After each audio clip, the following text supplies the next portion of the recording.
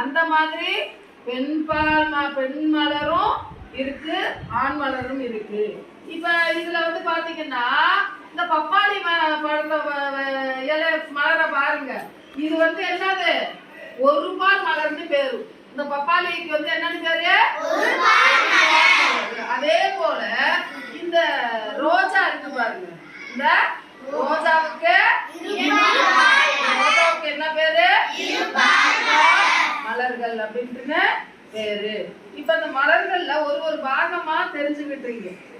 இப்ப நீங்க ஒருத்தரும் வந்து நீங்க கேட்டாக்க சொல்லுவீங்கல்ல. சரி, ஓகே. இப்ப நான் யாரை கேட்கிறேன், இளையராணி சொல்லு, இந்த இதழுக்கு என்ன பேரு? என்னது? யார் சொல்றா? இது என்ன மகரந்த சேர்க்கை எதுன்னு யார் சொல்றாங்க? சொல்லு. மகரந்தம் எது? எது மகரந்தம்? Very good, very good. Okay. சூழ்முடி எது? இது சூழ்முடி. சூழ் தண்டு எது? சூழ் தண்டு. சரி, புள்ளி வட்டம் எங்க இருக்கு? கண்மணி காமிங்க. புள்ளி வட்டம் இது கீழே.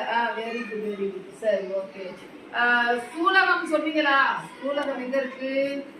இந்த இதுல காமிச்சல்ல. வந்து சூலகம் வந்து அந்த இதுல அப்ப எடுத்த இல்லையா, சூலகம்.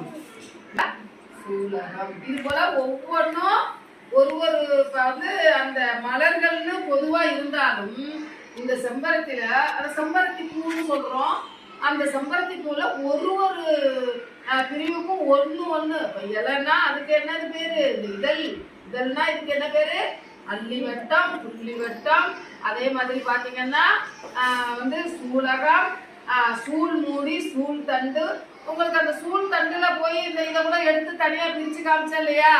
இதுல இருந்து ஒரு நரம்பு மாதிரி ஒண்ணு கடைசி வரலையும் இந்த சூழ்ல வந்து சென்றடையும். இந்த சூழ் முடியில இருந்து இருக்கு பாருங்க. இது தெரியுதா எல்லாருக்கும்?